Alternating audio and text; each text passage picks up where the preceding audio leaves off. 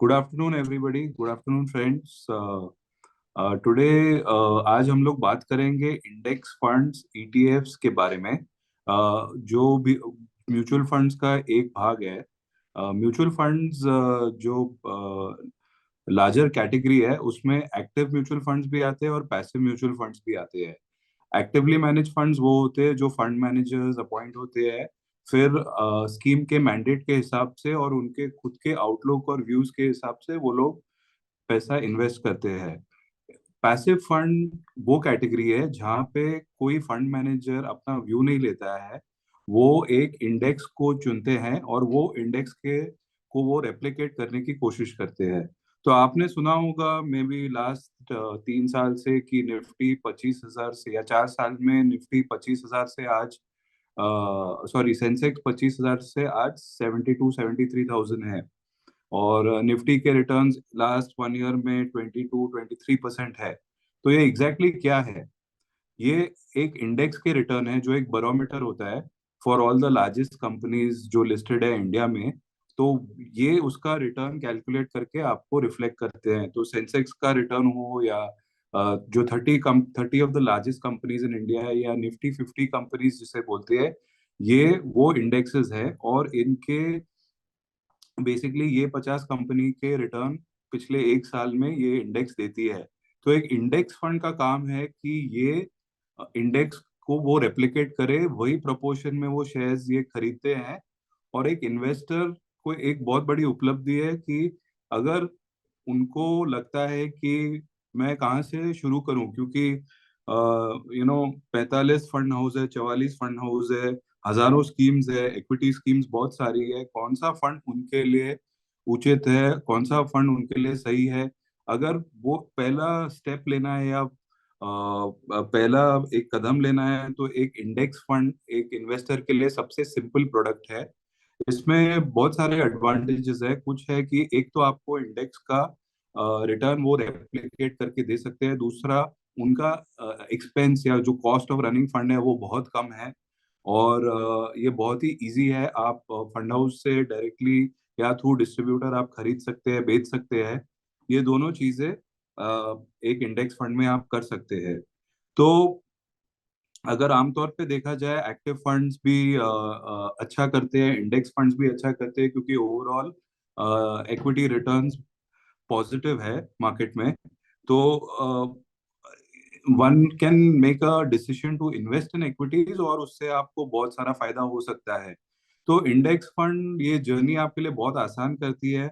आप डिसाइड कर सकते हैं कि आपको इक्विटी में पार्टिसिपेट करना है। उसमें आपको बहुत सारा फ्लेक्सिबिलिटी एक इंडेक्स फंड देता है, क्योंकि बहुत सारी इंडेक्सेस होती है। जैसे निफ्टी 50 होती है जो लार्ज कैप इंडेक्स होती है, निफ्टी 100 होती है जो एक लार्ज कैप इंडेक्स होती है टॉप 100 स्टॉक्स की।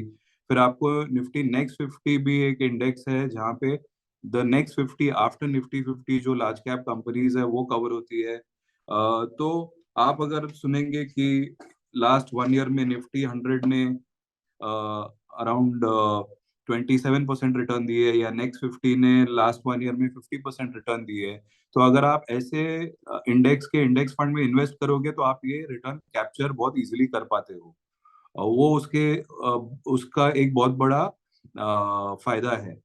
और तो आपको एक फ्लेक्सिबिलिटी होती है कि आप मार्केट कैप सिलेक्ट कर सकते हो इंडेक्स फंड में।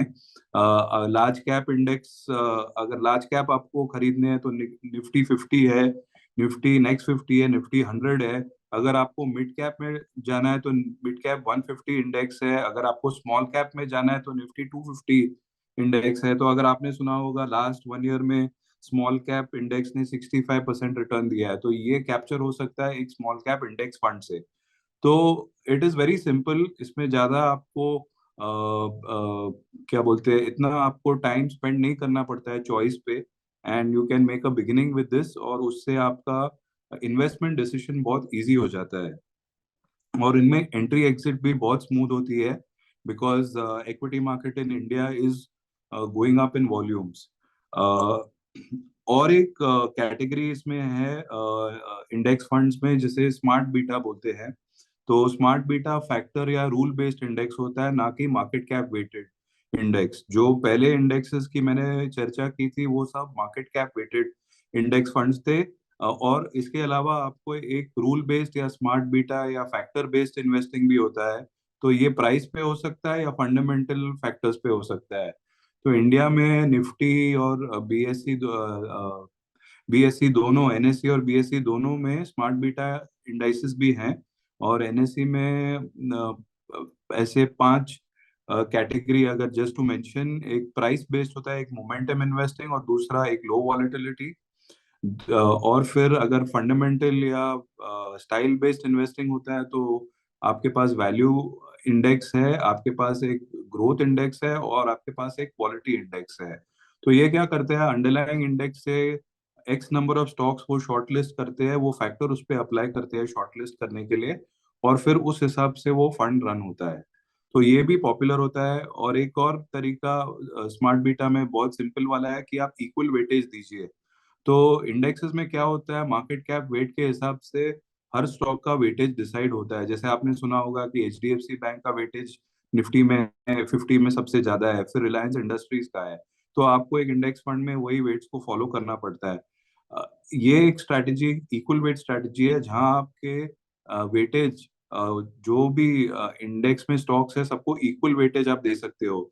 तो निफ्टी 50 इक्वल वेट में सबको 2% वेटेज मिलेगा, निफ्टी 100 इक्वल वेट में सबको 1% वेटेज मिलेगा। तो ये भी एक बहुत ही पॉपुलर स्ट्रैटेजी है। निफ्टी 50 इक्वल वेट और 100 इक्वल वेट अच्छा करते हैं जब बुल मार्केट होता है, ब्रॉड बेस्ड रैली होती है, बहुत सारे स्टॉक्स पार्टिसिपेट करते हैं, इकोनॉमिक ग्रोथ स्ट्रांग होती है, बहुत सारे सेक्टर्स पार्टिसिपेट करते हैं उसमें। तब इक्वल वेट के रिटर्न्स निफ्टी, जो अंडरलाइंग निफ्टी 50 या निफ्टी 100 है, उससे बेटर होते हैं। तो फॉर एग्जाम्पल निफ्टी 50 का 1 ईयर रिटर्न अराउंड 23% है, तो निफ्टी 50 इक्वल वेट का 1 ईयर रिटर्न अराउंड 38% है। तो ये वेरिएंस आता है। और आप ज्यादा रिस्क ना लेते हुए भी you can generate a better return. दूसरा जो एस्पेक्ट इंडेक्स फंड में या पैसिव में है, इंडेक्स फंड के अलावा ईटीएफ है। तो जो mutual fund investor mutual fund से बाय सेल करना चाहे उसके लिए इंडेक्स फंड है। और जिसे सेकेंडरी मार्केट से परचेस और सेल करना है वो इंडेक्स, तो उसके लिए एक ईटीएफ है जिसे एक्सचेंज ट्रेडेड फंड बोलते हैं। तो इसका अलॉटमेंट डीमैट अकाउंट में होता है। आप अपने स्टॉक ब्रोकर के से ये आप के थ्रू आप ये एक्सचेंज से खरीद और बेच सकते हैं। तो कंसेप्ट सेम है इंडेक्स फंड जैसा, कि एक इंडेक्स को आप रेप्लिकेट कर पाओगे, लेकिन इसमें आपका जो बाइंग सेलिंग और जो भी अलॉटमेंट मैकेनिज्म है वो सब एक्सचेंज के थ्रू होगा। तो ये एक दूसरा मेथड है। इंडेक्स फंड और ईटीएफ का एक कॉमन जो एडवांटेजेस है कि वो लोग एक इंडेक्स को रेप्लिकेट करते हैं, इसमें कोई फंड मैनेजर रिस्क नहीं होती है। दूसरा, आप इसे लो कॉस्ट पे रन होता है जनरली। और इसमें आप इंडेक्स का जो भी रिटर्न है आप कैप्चर कर पाते हो। तो ये बहुत बड़ा फायदा है। और इसमें आप बहुत सारा जो मैसेजिंग होता है इक्विटी में कि if you are investing for long term, तो उसमें बहुत फायदा है, क्योंकि इक्विटीज ओवर टाइम कंपाउंड। और बहुत एक आइंस्टाइन का सेइंग भी है कि compounding is the eighth wonder of the world. तो ये लॉन्ग टर्म होल्डिंग के लिए भी इंडेक्स और ईटीएफ सूटेड है। और अगर किसी को शॉर्ट टर्म इन्वेस्टिंग के लिए भी उनको सिलेक्ट करना है तो भी सूटेड है, क्योंकि अगर मार्केट गिरता है आप एक्चुअली जाके उसका फायदा उठा सकते हो, क्योंकि ये पूरा मार्केट को रेप्लिकेट करते हो, और आप उसमें एसआईपी भी कर सकते हो या तो मार्केट से आप खरीद सकते हो। और ऐसी स्ट्रैटेजी से आपके रिटर्न या एंट्री पॉइंट अच्छे बन सकते हैं। तो this is what I wanted to broadly cover. तो इंडिया में अगर आप देखोगे कि इंडेक्स फंड्स, म्यूचुअल फंड जो टोटल एसेट्स अंडर मैनेजमेंट है अराउंड 52 लाख करोड़ है। तो अराउंड 16 to 17% और 8.5 लाख करोड़ ईटीएफ और इंडेक्स फंड में है। तो ये बड़ा क्यों है, क्योंकि इसमें दोनों इन्वेस्टर्स है, इंस्टीट्यूशनल इन्वेस्टर्स है और रिटेल इन्वेस्टर्स है। तो अगर आप देखोगे तो जो एम्प्लॉयज प्रोविडेंट फंड ऑर्गेनाइजेशन है, ईपीएफओ ऑर्गेनाइजेशन है, उनको एक मैंडेट है कि वो अप टू 15% ईटीएफ या इंडेक्स फंड में इन्वेस्ट कर सकते हैं।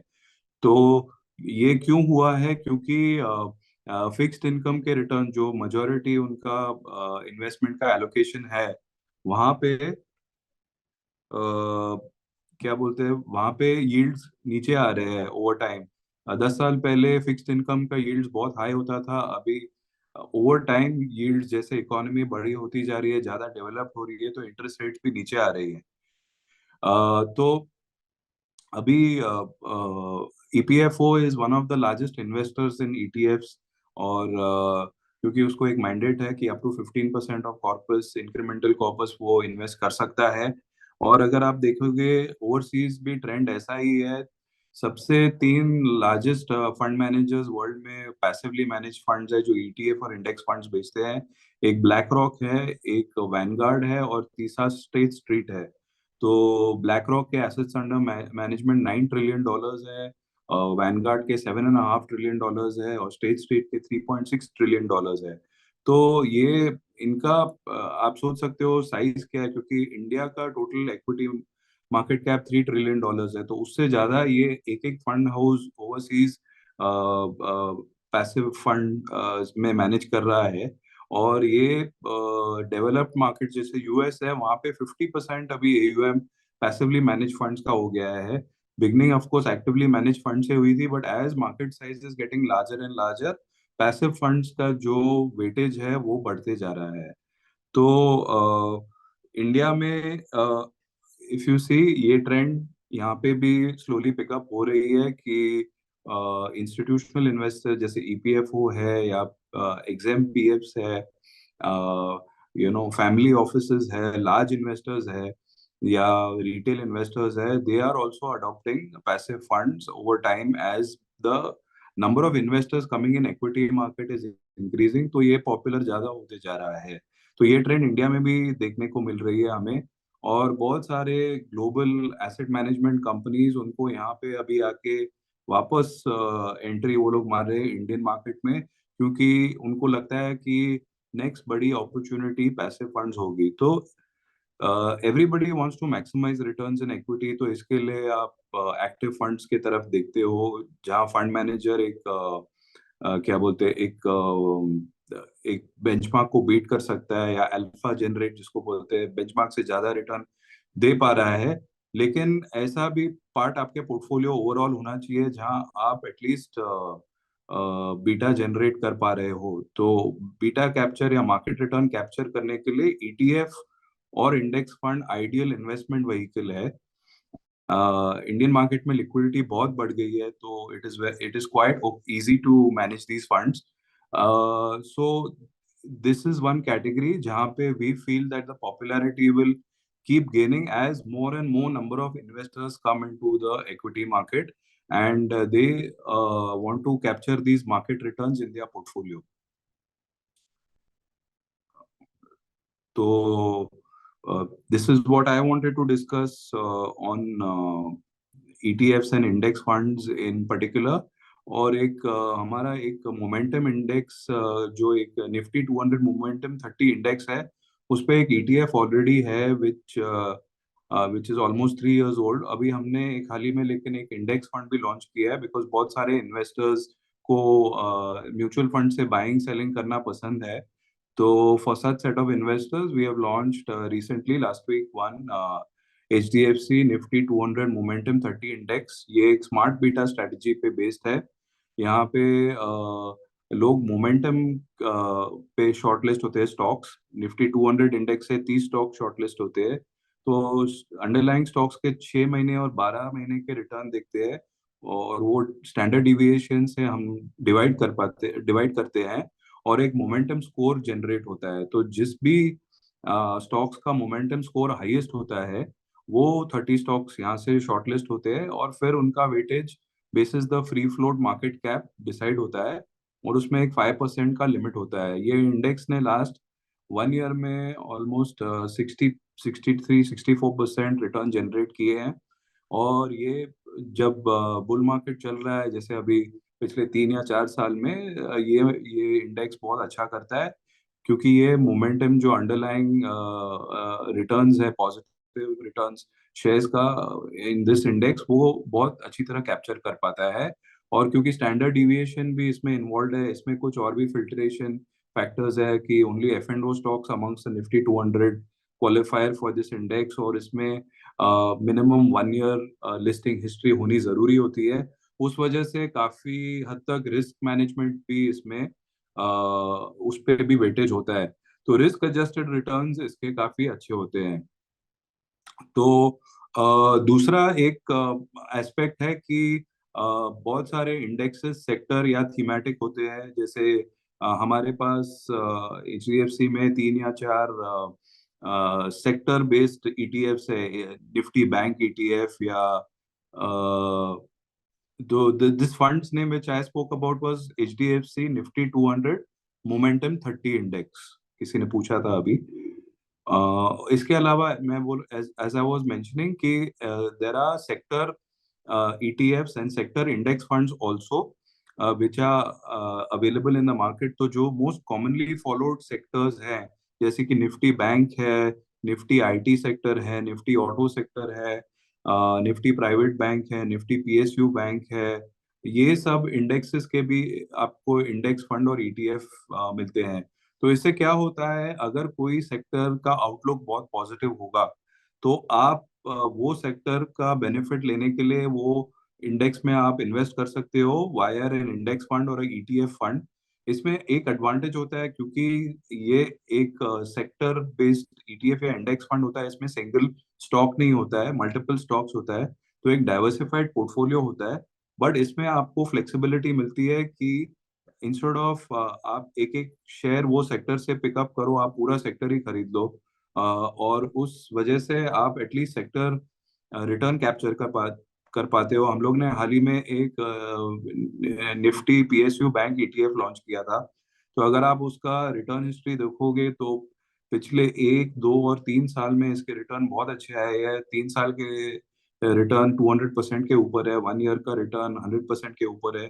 तो इंस्टेड ऑफ सिलेक्टिंग ये कौन सा पीएसयू बैंक अच्छा करेगा और कौन सा इसमें पोटेंशियल है रिटर्न का, आप पूरा इंडेक्स ही खरीद सकते हो और आप ये अपसाइड वो सेक्टर का कैप्चर कर सकते हो। आपको एक एडवांटेज है, अगर कोई इंडिविजुअल स्टॉक का डाउन साइड है तो यहाँ पे उसका वेटेज इतना हाई नहीं होगा, क्योंकि ये डाइवर्सिफाइड पोर्टफोलियो है। उस वजह से आपको इसमें जो डाउन साइड रिस्क है वो कम होती है।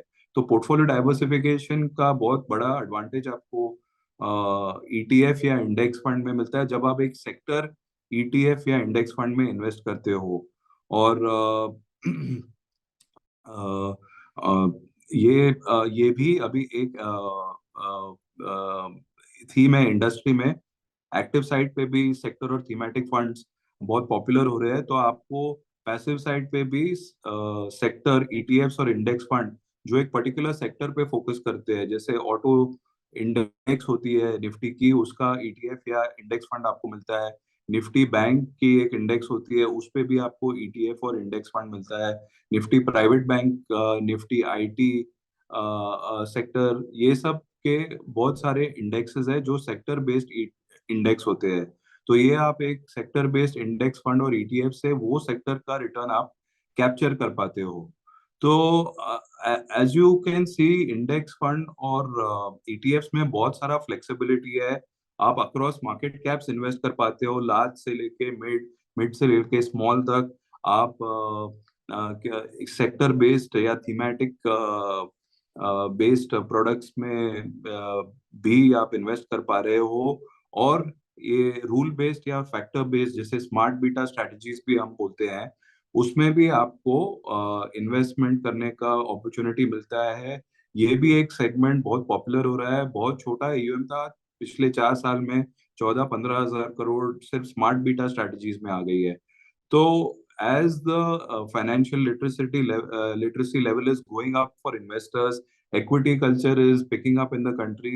तो आप देख रहे हो कि बहुत सारे लोग इक्विटी प्रोडक्ट्स के तरफ आ रहे हैं, और with in equity products they are free to select कितना परसेंटेज एलोकेशन उनके इक्विटी पोर्टफोलियो में स्टॉक्स का होना चाहिए, कितना म्यूचुअल फंड्स का होना चाहिए, विद इन म्यूचुअल फंड्स का कितना एक्टिव फंड्स में होना चाहिए, कितना एलोकेशन पैसिव फंड्स में होना चाहिए। तो ये सारी फ्लेक्सिबिलिटी आपको एक इंडेक्स फंड या एक ईटीएफ में आपको मिल रही है। और in times to come the outlook for passive products along with all equity products in India तो बहुत ब्राइट है ही। जैसे अपना ओवरऑल इंडस्ट्री साइज ग्रो हो रहा है, equity with in that is also growing. और इसमें दोनों अगर आप देखोगे, एक्टिव और पैसिव दोनों बढ़ रहे हैं, because there is a long runway in India as compared to other countries. Mutual funds as a percentage of GDP is much lower if you compare with other emerging markets also, like Brazil, South Africa, Russia, or even developed markets like US, Europe, Japan. They are though at much higher levels. तो इसका runway बहुत ही बड़ा है, and it is a multi year story. जैसे बोलते हैं India का multi year story है। अगले 25 ईयर्स में अमृत काल है, जहाँ इंडिया डेवलपिंग इकोनॉमी से एक डेवलप्ड इकोनॉमी हो जाएगा। तो increasingly equity markets will play an important role in developing this economy, in generating capital which can be deployed efficiently। और बहुत सारी स्टॉक्स लिस्टिंग के लिए आएंगे यहाँ पे इंडिया में। अभी भी this market is going to expand a lot. तो बहुत सारे अपॉर्चुनिटीज मिलेंगे एक्टिव और पैसिव साइड में, म्यूचुअल फंड्स में प्रोडक्ट्स लॉन्च करने के लिए। तो that's all I had to say, and I am happy to take any questions from the team. जी, thank you very much Sandeep ji. हम रिक्वेस्ट करते हैं कि किसी के भी कोई सवालात हैं तो प्लीज आप you can raise your hands and we will unmute you and then you can ask your questions to Sandeep ji. Anyone having any questions please raise your hands. Chat में are there any questions which are unanswered? Okay, anyone asking any questions? अगर नहीं है तो then we will thank. अच्छा, ये I don't think anyone is raising hands today. Okay, Bharat Wadhwa. Okay, Bharat ji, Bharat Wadhwa. I have asked you to unmute yourself. आप बात कर सकते हैं भारत जी। Sandeep ji, you talked about that mutual fund, right? I mean, can you please tell us when did you launch this mutual fund and what are the benchmarking you are actually aiming for this mutual fund? Yeah, thank you for your question. I spoke about the HDFC Nifty 200 Momentum 30 Index. This is a new fund offer which is going on. We launched last week only, and the NFO will close on 23rd Feb. So this is part of the smart beta strategies which I spoke about. We have an ETF already which exists with the same strategy. तो इसमें एक index है NSE की Nifty 200 momentum 30 index. तो इन Nifty 200 जो index है, which is a combination of 100 large cap and 100 mid cap stocks, इसमें से 30 स्टॉक शॉर्टलिस्ट होंगे based on highest momentum score. और ये मोमेंटम स्कोर अराइव कैसे होता है, आप उसके वो अंडरलाइंग स्टॉक के 6 महीने के रिटर्न और 12 महीने के रिटर्न आप कंसिडर करोगे। वो आप स्टैंडर्ड डिविएशन वो जो स्टॉक है उससे डिवाइड करोगे, और जिसका भी स्कोर हाईएस्ट होगा और उसका free float market cap highest होगा, वो स्टॉक्स ये 200 इंडेक्स से सिलेक्ट होंगे।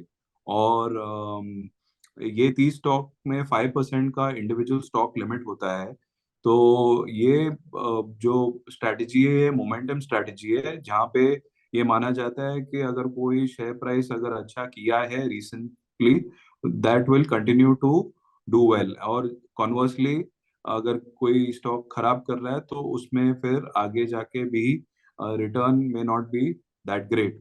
तो ये एक टेक्निकल स्ट्रैटेजी है based on underlying share price, और ये पॉपुलर हो रही है इंडिया में। It is one of the strategies which is based on this rule of momentum investing, और it is a factor based investing, और इसके रिटर्न्स भी काफी अच्छे आए ये इंडेक्स में। और इसमें फंड मैनेजर का कोई इंटरवेंशन नहीं है। ऐसा एक इंडेक्स एनएससी ने प्रोवाइड किया है, ये फंड ये इंडेक्स को रेप्लिकेट करता है, और इसका रीबैलेंसिंग साल में 2 बार होता है, जून और दिसंबर में। Sandeep ji, thank you very much for the explanation. Two more things along with that. One, is Yeah, it an sure. open-ended fund or the closed-ended fund? Second, you said Yeah. it's already have an ETF as well. Can you Yeah. please tell us the name of the ETF as well? So the name of the ETF is HDFC Nifty 200 Momentum 30 ETF. So that is Okay. ETF. This is index fund. and this is both are open-ended funds. They are not close-ended funds. There is no entry-exit load in this index fund also, and this NFO will be available till 23rd of Feb. और उसके बाद once allotment is done, it will be available for buying and selling. It's a 10 rupees fund or it's a different one? So there will be a value of the index. Basis the value of the index, the allotment will happen. But you can invest for as little as 100 rupees. Okay. Thank you very much. Thanks for the clarification, Sandeep ji. Thank you Bharat ji. अगर किसी और को सवाल करने थे, I think you can unmute yourself और you can raise your hands. If no one is raising their hands, then we would like to thank Sandeep ji for providing us such a wonderful information. Thank you, Sandeep ji, for being with us. We really appreciate You're most welcome. I hope you found the session useful, and you all can have some takeaways from this session. Definitely, we have already have very good feedback coming out from our personal channels, and we also have the recordings available of this version. ये recording रहेगा हमारे पास, and ji. DRX सारे दोस्तों को मैं कह रहा हूँ कि कुछ भी अगर आपके सवालात हो, आप हमें मेल कर सकते हैं. We can send and we can get those answered by Mr. Sandeep. Sure. We would be happy to reply, and we are very happy for the interest shown by all, and we will look forward to many such sessions in the future. That would be an honor. Thank you so much, Sandeep ji. Thank you so much. Thank you very much. Thank you, very everyone. much. Thank you, everyone.